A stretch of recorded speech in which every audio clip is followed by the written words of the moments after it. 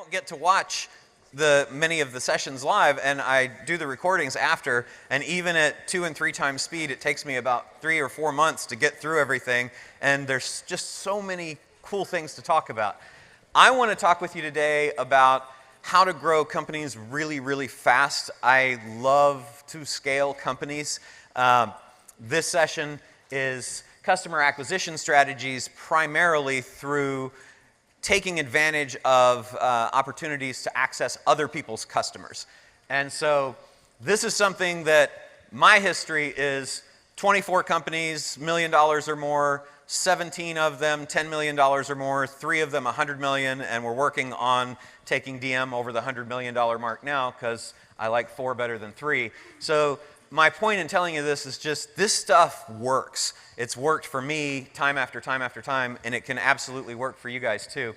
So I want to just go through 5 things that I think that you can do in your business to grow really, really fast. The first is co-branding with product integration partnerships. All that means is that you are tapping into someone else's network of customers to build your own customer base. And in this one, it's Domino's, just as an example, partnered with Days Inn Suites and Travelodge, and you can too, by the way, if you have something that you think would go with these hotels. There are companies that do product integrations, if you just Google it for whatever industry you're in.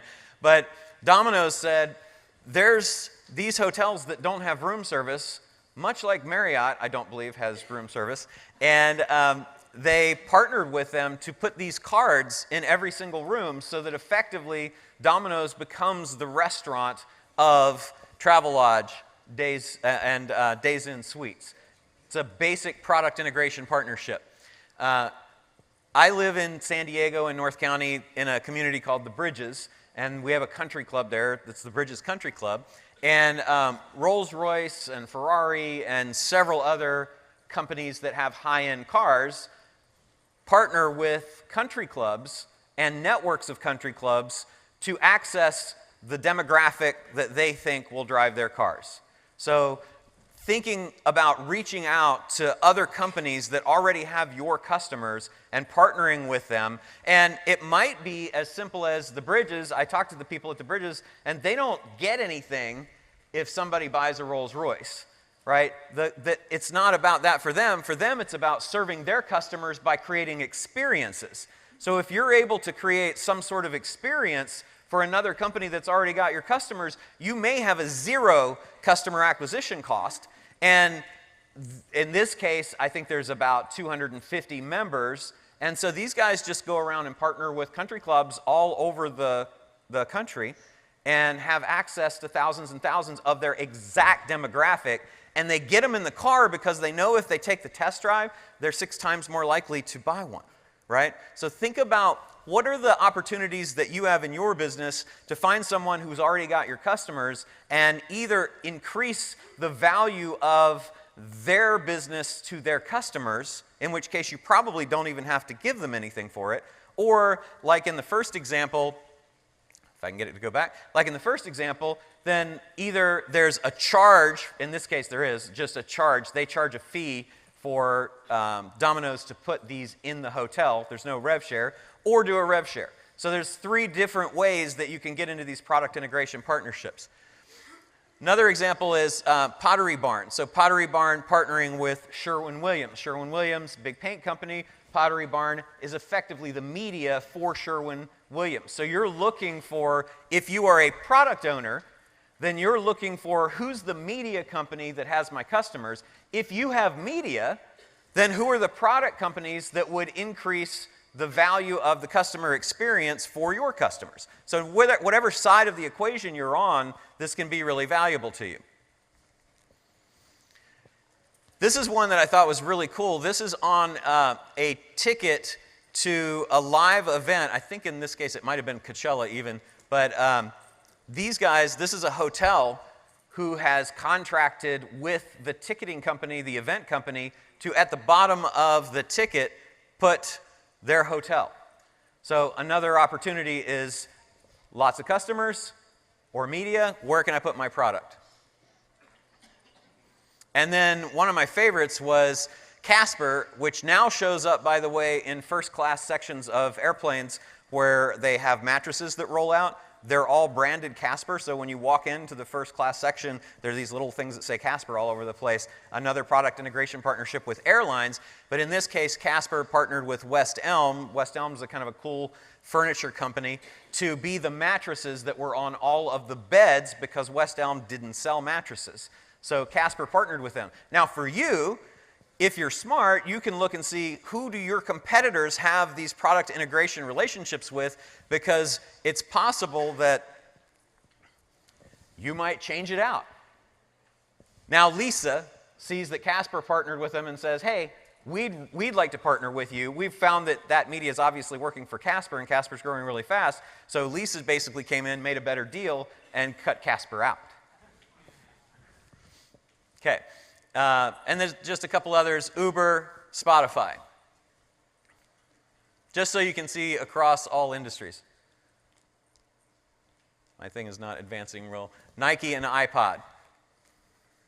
So, your exercise is to identify your best-selling products or services. And again, I've posted the first 2 presentations that I did on SlideShare now. It's slideshare.net/Roland Frazier. These will be there tonight as well. And I want you to go through these exercises because they will help you grow your business. These are the exact exercises that we go through with our businesses all the time. So here we're going to say identify and match your best-selling products or services to third parties that already have the customers you want. Those are your targets. Then match your products, which are the numbers. You see there's numbers down the left side and letters here. You're going to match your products to the targets, and then explain the connection of your product to each target's brand. So you're going to match these 1, 2, 3, 4 with ABC, come over here and then say, what's the connection, what's the opportunity, and then you can start to reach out to other companies and actually get some deals happening. And to help you, I filled one out for you, okay? So let's say that your products, you have a diversified company, and your products are pizza, luxury cars, interior decorator, music apps, ad agency, hotel rooms, and mattresses. Then over here, we're going to say who already has our customers, who owns the media. That's going to be Travelodge, publisher, furniture store, events, etc. And then we just match them up. So in this case, we matched C with 7. So C is a furniture store, and 7 is mattress, thus the Lisa Casper thing. Does that make sense? Okay, cool. Okay, the second thing is something that I like to call butterfly leverage. And all this is thinking about what are all the ways that you can monetize something that you're doing. And for us, a perfect example, this thing does not like me. The perfect example was Richard Branson. As you may suspect, Richard Branson did not come out for free. He charged us a fee to do that, a fee that was a donation to his charity, which is a super cool way to do that. So for us, we had a budget for speakers, and then Branson was extra, more than the budget. So their first thing was, okay, we want to make this happen because we think, did you guys like Richard Branson? Yeah? The guy's awesome, right? We were sitting in the green room, and of course he's talking to my wife and not me. And I heard him say to her, he said, hey, call Roland. And she's like, hey, sweetheart. And I looked over, and he put his arm around her and flipped me off. I was like, all right. Thank you. So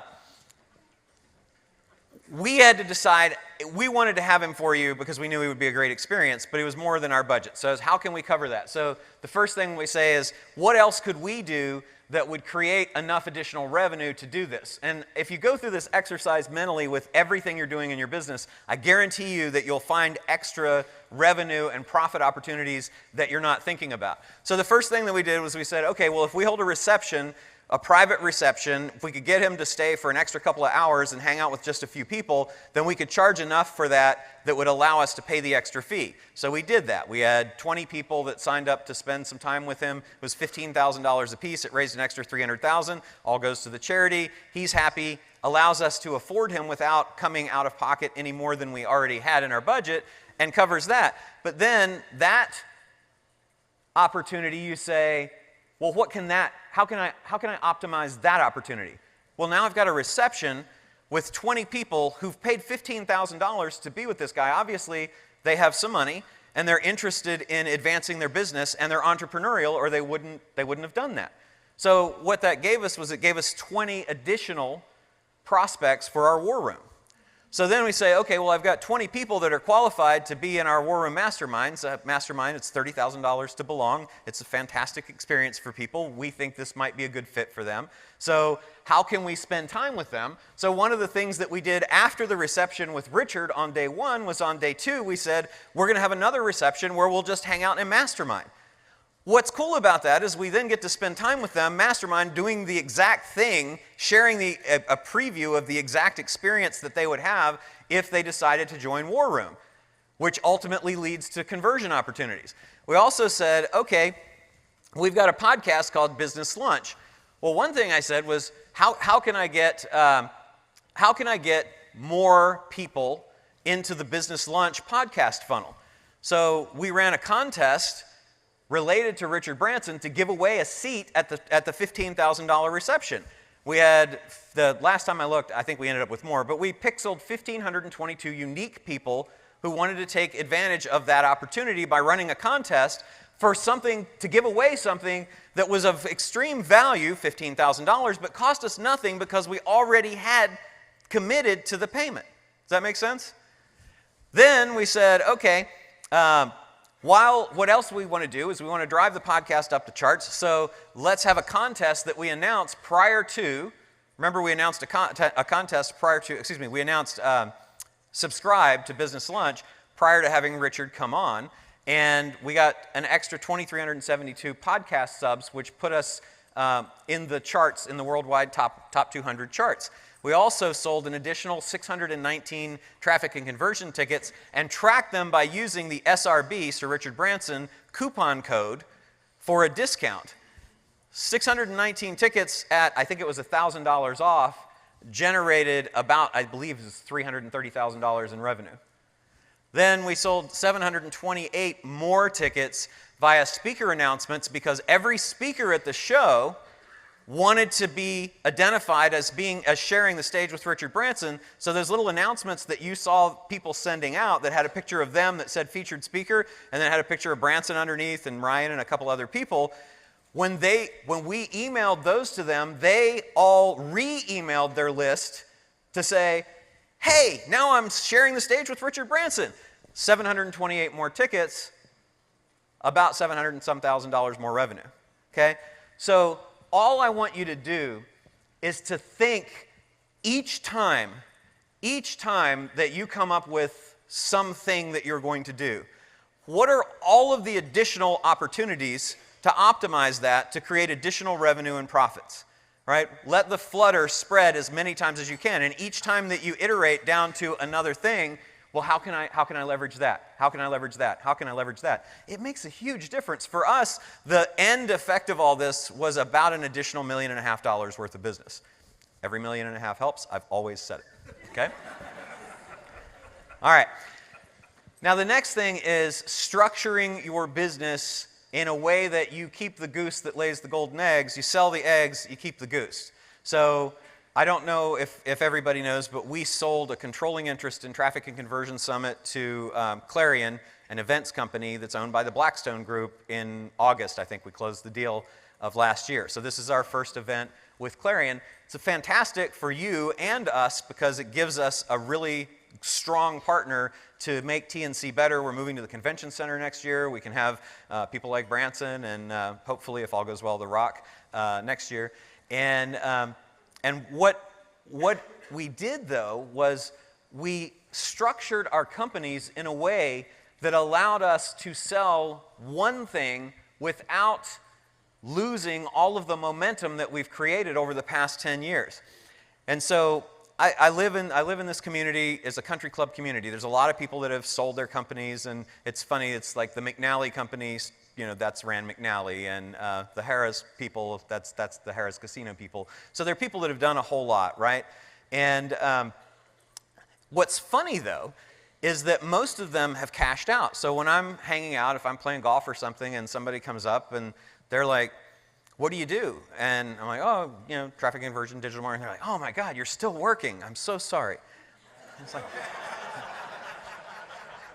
I'm like, okay, all right, I understand. But then they take, when we've had a little time to talk, they come and they basically grab me by the shirt and they say, I am so bored.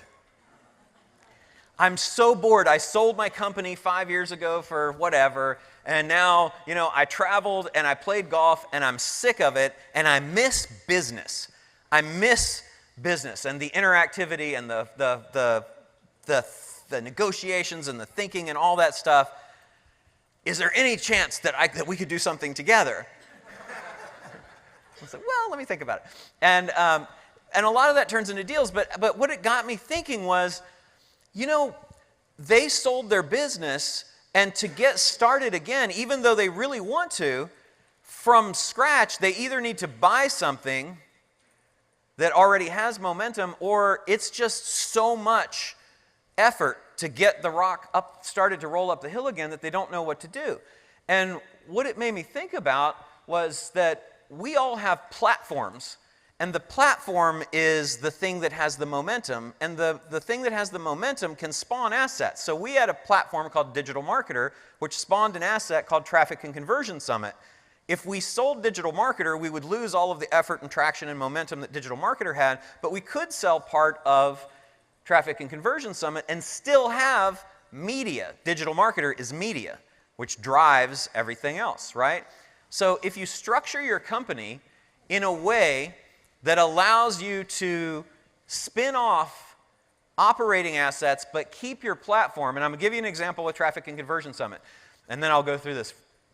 So with Traffic and Conversion Summit, we sold a domain name, an attendee list, and a trademark. That's basically what an event is, okay? Some logos and stuff like that.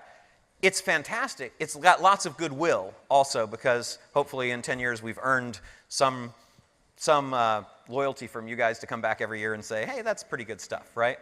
But we kept the sponsorship sales company, separate company.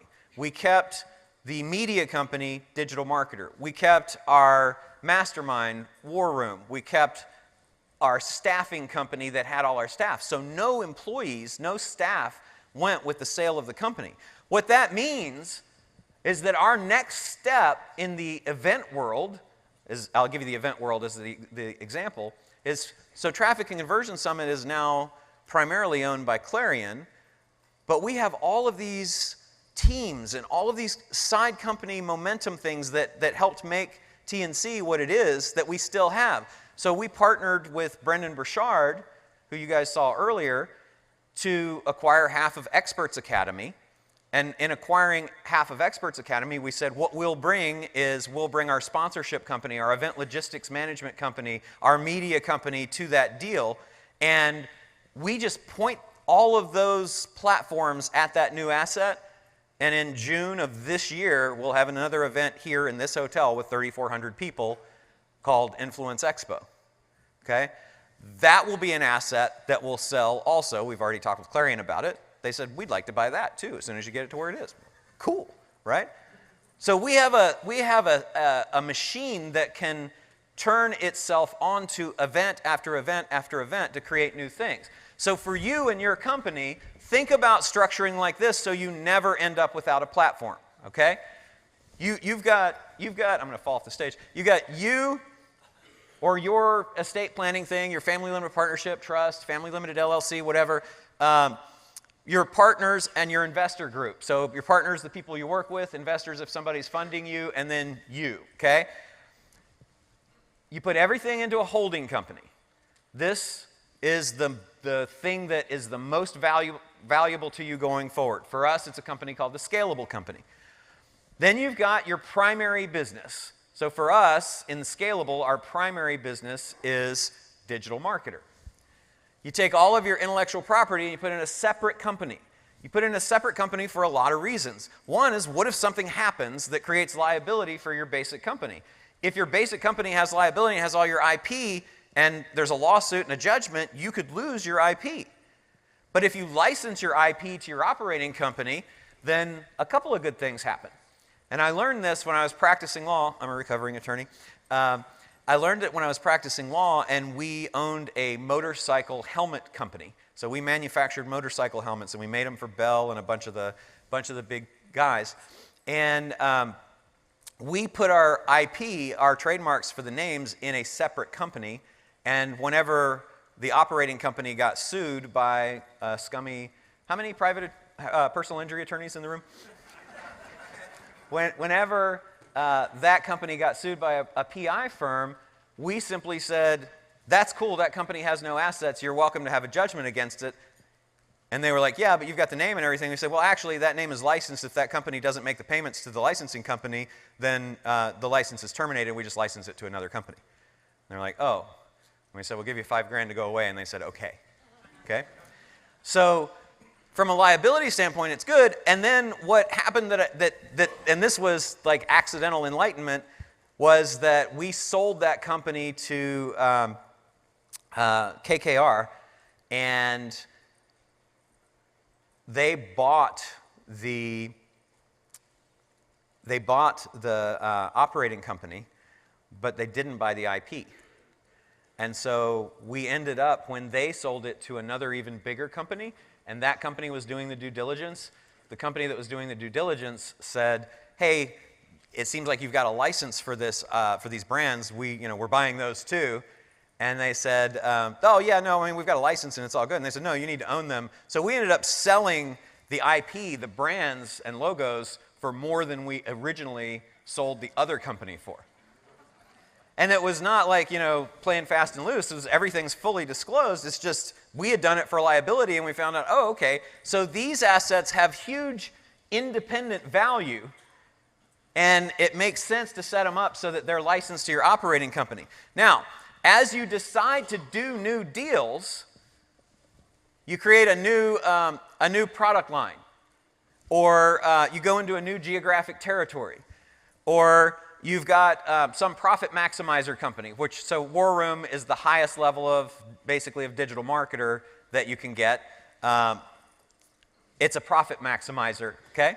So if you've got those other companies and you want additional partners or additional debt or additional investors or additional operators, right, then you can create separate cap tables. Cap table is basically just kind of who owns the thing, right? You don't have to give away equity here, because this is the most valuable thing that you'll ever own. So you put everything here, you don't have to give away equity there. Now you can have separate cap tables because you want to incentivize your partners, employees, etc. You might have to give away some equity there to get the additional capital you need to do it, but you don't have to give it away here. So this is just a way of structuring it, and then when you go to sell, you can sell the eggs and keep the goose so you can keep spawning new eggs. That's the goal. So for us, we have several platforms that we've created, and now those allow us to point the value of those at other places and create new assets almost instantly. So it's something to think about for your businesses. Okay, the next thing, scale your MIAs, your most impactful activities, and eliminate your least impactful activities. So this is how this works for us. First, I want you to think about the kinds of businesses that you have. So if you have income that goes from low to high on a horizontal axis, and you have your opportunity to exit, to me it's all about exit, and I'll tell you why. Most companies sell for some multiple of their income or their revenue.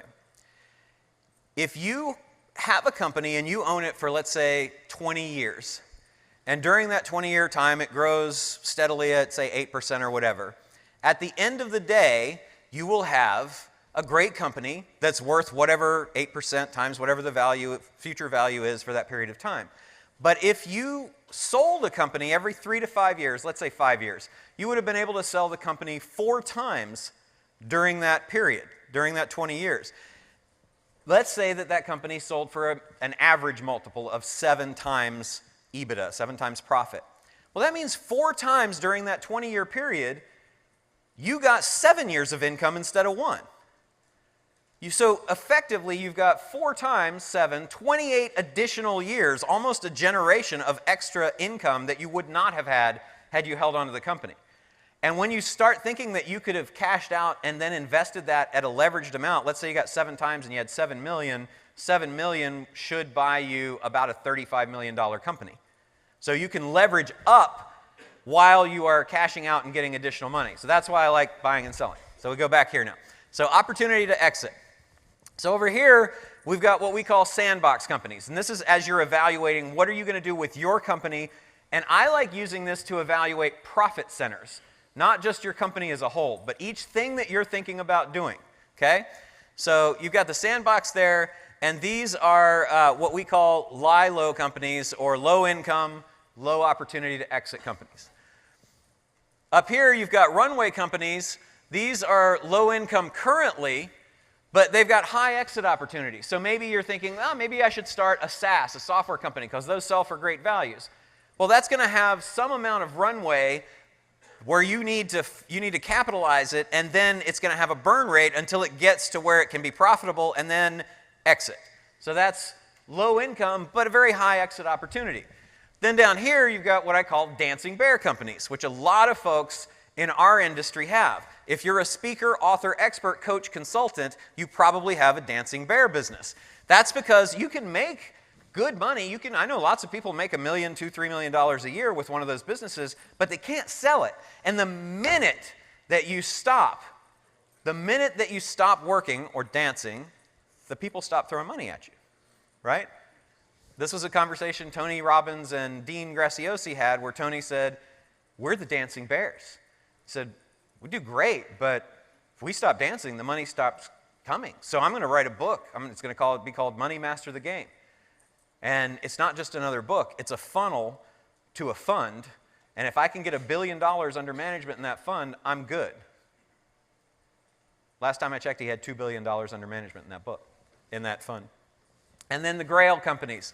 Those are companies that are high income, high exit opportunity. So how do we look at evaluating these? Well, those quadrants, they create decision points for us to decide what we should focus on. The goal is to ascend out of the sandbox, because everything starts as a sandbox, into a runway or dancing bear, and ultimately get to a Grail company and exit. Okay? And the companies that, if you get stuck in any one of those other areas, then the idea is to get rid of those companies. Okay? And you can get rid of them by just stop doing it. You can get rid of them by saying, that's not something I want to go into and focus additional efforts on, or you can sell them. Because those companies can sell, they just don't sell for a lot of money. So you chart each profit center into one of these quadrants, and it looks like this.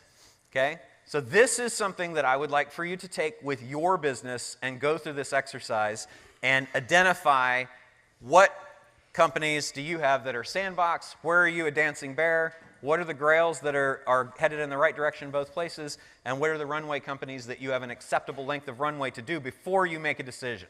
Okay? And this is ascend, kill is X, and exit, and B is buy. So you might want to buy something else. Okay? So when you go through this, it ends up looking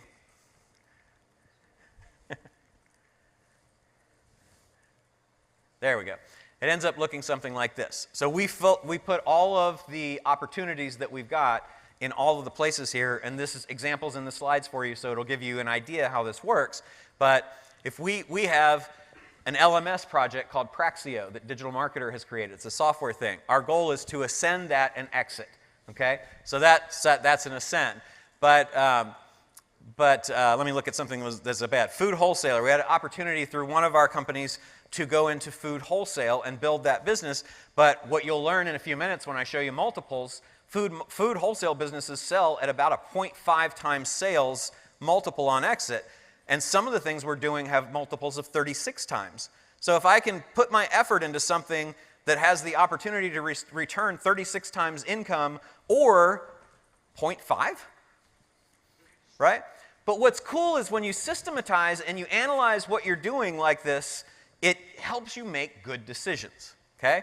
So you just kind of go through all those things, and you'll see there's all different ideas. And one that a lot of you might be thinking about if you have Dancing Bear companies would be podcast or influencer. Well, podcasts can become really valuable assets. If they're part of a podcast network, then they become media, and media typically sells for around 5x revenue, okay? So that's why it's important to look at this.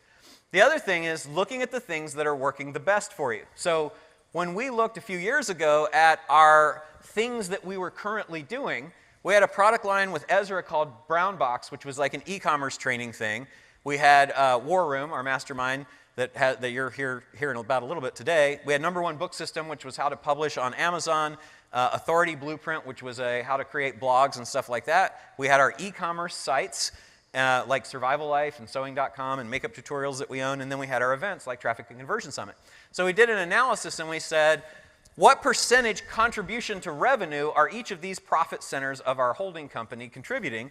And it came out like this: 63 from e-com, 11 from events, and so on and so forth. But what was interesting was in profit contribution, this one was doing 42%, even though it was only 6% of revenue. So it made sense to scale War Room. And it made sense to scale, potentially, the events, which we ultimately did. That's why there'll be 10,000 people here and we'll be at the convention center next year, right? 11% of revenue, 23% of profit. So what I encourage you to do is make a chart like this for everything that you're doing and everything that your business is doing right now, and figure out what are the things that are contributing the most to profit, even if they're not contributing the most to revenue, unless the business sells based on revenue and they don't care about profit, okay? And then the rest of them, kill them. That's what we did. Just let them go. Because then your attention will be focused on the things that have the greatest opportunity for you, and then there might be one or two outliers, like e-commerce for us, which even though the profit was low, we realized that the ability to grow this and the ability to sell it was high for other reasons. So it was something that was like, well, let's think about that one. We ultimately decided that we wanted to sell half of it, which we just did and closed on that last month, okay? All right, same thing with scaling customers, but I want to jump to the more fun thing. You'll get the slides, don't worry about it. You get the slides. Okay. And by the way, if you want to message me if you have a question about any of this stuff, just shoot me a message on Facebook. I answer all of them. It might take me a day or two if we're doing an event like this, but I do reply to every single message. My favorite thing in the world to do is to grow by acquisition. If I wanted to own whatever industry any of you are in, unless you have the number one position, I could jump ahead of you tomorrow simply by buying your competition, right? You can buy your competition too, but you can buy a lot more than that, and that's what I want to talk about now. Okay, it's the fastest way to grow a business. So I want to go a little deeper on what I was talking about as far as exits before. So you've got revenue, profit, multiples, and cash to seller. If you have a Dancing Bear business, or a business that you are the only real person in, or you have no employees, or you're 100% remote, or you're 100% outsourced, or you're just coaching and consulting, you're probably going to sell for seller distributable cash, or seller distributable earnings, right? 1x what you took out of the business. Not 1x what the profit was, 1x what you actually got to take home, okay? That's the toughest sale. So if you have a $5 million business making $1 million a year, it's going to sell for $1 million because you're going to get 1 times the profit. Okay? But if you have a business that has multiple employees and some bench strength of some managers, and one customer's not more than about 20% of your business, and you have SOPs, standard operating procedures, you have a real business, and you're doing $5 million a year, and you're making $1 million, you're probably going to sell around a 7 multiple, and you're going to get $7 million. 7's better than 1, right? But if you can get into a SaaS company or a media company or a company that sells for a multiple of revenue, then that same $5 million making $1 million is going to sell at a 7 on the 5, you're going to make $35 million. It's the same effort for you to do any of these things. So if you want to think about what's going to return the most to you, your family, help you retire and be on the golf course saying, I wish I could get into business again, that's where you want to be, okay? So 4 steps to acquire for growth. Step 1, decide what type of business you want to acquire. When you're thinking about acquiring, you can acquire another business that's like your core business, so that would be a competitor, okay? You're acquiring those competitors to either get them out of the market or consolidate, get additional customers, or acquire something else that they've got. But you might also think about acquiring media. And media can be anything. Media can be a Facebook group, a YouTube account, a LinkedIn account. It doesn't have to be a blog or a newspaper, okay? You could also acquire for team. When we wanted to go into software, and I'll show you in a second how we did it, we just bought a company that already had a software development team. You can buy companies that are selling services to your core business or products to your core business or to your core business's customers, because those are products and services that you can pass on to your customers and instantly have a market for. Or you can consolidate the supply and distribution chain and increase your margins because you're buying manufacturing or distribution, and now you don't have to give away the margin that they were taking, right, along the way. And last but not least, you can acquire intellectual property, something that will help you have a bigger brand, and intellectual property could be a customer list even, okay? So these are the 7 things that you can acquire for. And so examples for us, we have DIYprojects.com. When we wanted to have twice as many people in our Facebook group because we knew that there was a certain value assigned to every single Facebook group member, we said, let's just go buy another account. So we bought another DIY, do-it-yourself, account on Facebook with about 250,000 members. Don't you want to know how much we paid for it? $1,500. And you can too. I'm telling you, because a lot of people have built up very active groups, but they have no idea how to monetize. We have all of the monetization, all of the products, all of the services, all of the funnels to do that. You do too. So when you do, identifying acquisition candidates like a Facebook account or a blog is media, and that can be instantly monetized, and you can get it usually for next to nothing. When we wanted to design True Conversion software, our analytics program, we didn't have a software team. So we found somebody who already had built software, and we bought that. Don't you want to know how much we paid for it? We paid no money down, and my favorite thing in the world, remember these 3 words. Actually, it's 2 words, I guess. Deferred down payment. Think about that for a minute. Deferred down payment means I'm not going to give you a down payment. Now, I'll give it to you later when I've been able to monetize enough to give you the down payment. When we had William Shatner speak at TNC in 2013 in San Francisco, and in the green room we were talking, and he was like, maybe I should have you do a deal with me. And and I said, you should. And he said, well, my advance is $500,000. And I said, cool. I said, the way we work on these book deals is we do a deferred advance. And he was like, what's that? And I said, well, it's the advance just comes, after we do the first, X dollars in sales of the books. And he was like, okay. Deferred down payment, okay? When we wanted to provide services to we own a company called Real Estate Worldwide with Kent Clothier. We wanted to provide direct mail services. We went out and bought a $5 million a year, 30-year-old mail company, and we paid no money for it. When we wanted to acquire products that dealers wouldn't let us have distributorships for online only, we bought a physical product store called Banana Bay. We use the deferred down payment. No money, no money, no money, right? Supply and distribution, we were selling water filters, we just bought a manufacturer. And then for intellectual property, when we had a company called Startup Jungle and we wanted to acquire, we wanted to give people how to get into business in multiple niches, right? So we'd have to create all of these, how to start a trucking company, et cetera, et cetera, et cetera. We found a company that had been around for a long time that had, I think it was 128 different complete courses on this, plus business plans, plus all this other stuff. And again, we bought the company for $30,000 with a deferred down payment of $2,500, and the balance paid $2,500 a month for 11 months.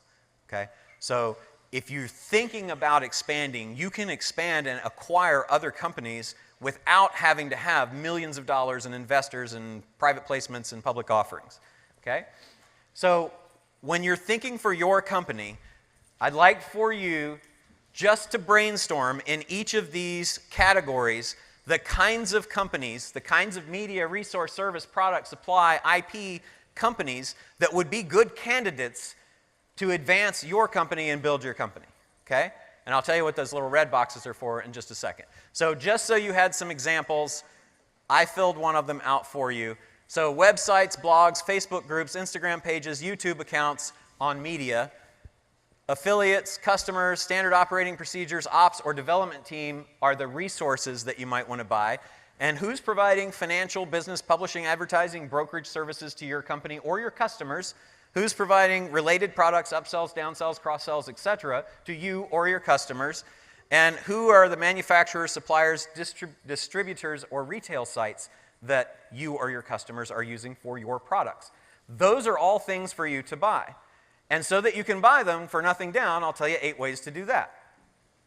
You can have the owner carry. You simply do it like real estate. You say, hey, I would like to buy the company. I'll pay you X dollars for it. If you'll carry back the financing, let me pay it over X period of time, and maybe I'll give you some interest. You can do an earn-out. We sold Traffic and Conversion Summit with some money down and some money on an earn-out, meaning based on our performance going forward, we would get some additional money. That's a way when you're selling a company to get more than the buyer wants to pay. When you're buying a company, it's a way to reduce your risk. That's another way to do it. You can do swaps. You can say, I'll give you stock in my company or assets in my company for stock or assets that I want to buy. You can do asset-based lending, I think is the next one. You can do asset-based lending where you go in and you say, you buy the company, but then you have the company pay for itself because the company has assets, real estate, accounts receivable, purchase orders, or anything else that you can get financed by a third-party source. One of my favorite ways to buy a company. You're effectively buying it with its own assets. You can do equity splits. I'll show you an example of that in a second. Self-liquidating payments where you agree on a payment that is equal to the amount of money that you know will come from what you can do with the company. Baseline deals where you say, look, you got a company doing $20 million a year, making $3 million. I don't want to pay you $21 million for it, but what I will do is I'll give you the first $3 million that comes in because that's what you're getting now. That's the baseline. And then when I do my magic, everything on top of that will split 50-50. And what I like to do as a kicker to that is say, and after 3 years, if the 50-50 is effectively equal, then we just throw away that baseline because I will have added enough value. That's a great way to buy a company. And then pipe wrench offers, which is from Perry's uncle who stumbled out of a bar one night late, and some guy said, hey, I'm sorry, but I need you to give me your money. And his uncle said, screw you, I'm not going to do that. And he said, well, here's the deal. I got a pipe wrench here. I can either hit you upside the head with it, and I'll take your money, or you can just give it to me. I'd rather just give it to me. He said, screw you. He got hit upside the head, woke up in the hospital. He didn't have his money. Okay? Pipe wrench offer is when you are contributing more than 10% of the customers to another company. Don't build their brand for them. Tell them, I'm helping you build your brand. I'm sending you 10% or 20% or whatever of your customers right now. I bet you're worried, wondering if I'm going to keep doing that. And I know that you would sleep better at night if I was interested, if I had an actual interest in doing that. Why don't you give me equity in your company? That's how we bought 3 of those deals that I put up there. Okay? So when you're looking to buy a big company for not a lot of money, $25 million company that we were looking at, they said they wanted $25 million for it. We found out, always talk to all the owners individually and find out what they want. Turned out 75% owner was willing to sell it for 10. That's less than a $25 million valuation. So then I said, hey, that's cool. How about a deferred down payment? He said, screw you. He said, I wouldn't finance more than 80% of it. All right, I'll give you $2 million. Yeah, and I'll carry the 8. Great, that'll be covered by cash flow. Then went out to another partner and said, hey, I got this $25 million company. I'll sell you 15% of it for $2 million. They said, okay, we own 60% of the company now. We gave up the 15 and he had a 25% partner. So we ended up 60% of a $25 million company for no money out of pocket. Okay, I'm going to go quick through these others because I'm out of time, but find the exit multiple for each profit center. There's a sheet in here from the Stern School of Business that shows you all of the multiples of earnings for lots of different industries. The magic is to find the multiple for your industry in as many places as it could potentially appear, and then pivot your business to the higher one. I'll show you how that works. So these little red boxes, I went through that sheet for all of these different companies that were potential acquisition candidates, and I saw the multiple here is 2 to 8, 2 to 5, 1 to 2, 0.9, definitely don't want to buy that, 1 to 3, 1 to 3, 31. Winner, right? So now how can I reposition the company? How can you reposition your company to the highest multiple? So for us, we had Digital Marketer and our other companies that had all of these different multiples that we could have. Financial services, 31.81, REIT, 11.43, software, 6.6. Publishing, which is where we were when we first started as a publisher, even a digital publisher, we would publish other people and pay them a royalty. That sells for 0.91 times income. So just taking Digital Marketer from that to a software subscription company selling the same stuff, the valuation changed to 6.76. That's better, right? So over a few years, we were able to take everything that was publishing. We had a real estate publishing company, we turned into a real estate investment trust. We had financial publishing, we turned into financial services, regular publishing turned into software. And over that period of time, you can see this is just saying pick the one that's the highest. Over that period of time, our multiple went from 0.91 to an average of 7.73, only because of what we said we did and what we focused on. That's how important that is to your business.